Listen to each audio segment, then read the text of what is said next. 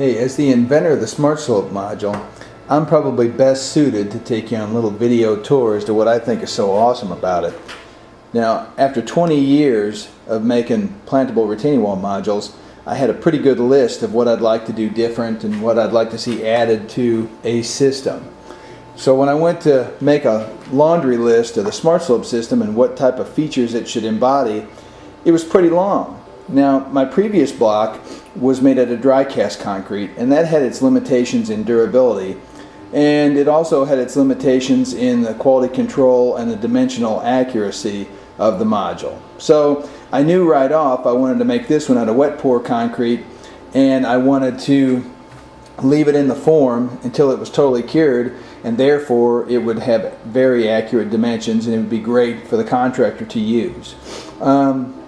Beyond that, it's got a whole host of other features that make it pretty cool. One is that it's made in a lightweight plastic form, which is very unique to the industry.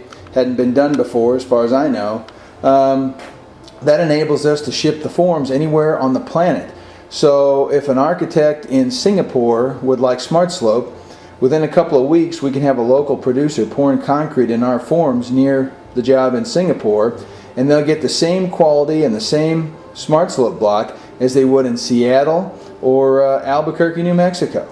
So I thought it was really important to have a block that could be sold and serviced through one knowledge base, and that would be the website and the call center at SmartSlope LLC. See how the liner is bonded into the concrete module there. You see the holes on the other side for the smart batter spacers. So there's never been a retaining wall module before that had accessories. Now, the reason for the accessories are that it would be very tempting to make 4 or 5 different blocks to cover specialty applications. Well, instead of doing that, we wanted to make it really simple for producers and enable them to make a nice, accurate block and not have to fight with inventory, because you never have what you need when you need it. So we made one block with all these receptors, and so we can use these snap-in accessories like the Smart Shield. We can put that in, and then over here you can put the other Smart Shield in. These are installed on the job site once the modules are set in their final position. So the laborers in the field put these in, and then they're permanent. And when you set another block right here on top of this, when you straddle stack them, this thing is locked in place. And it's very rigid, but it's durable. It will not snap or break.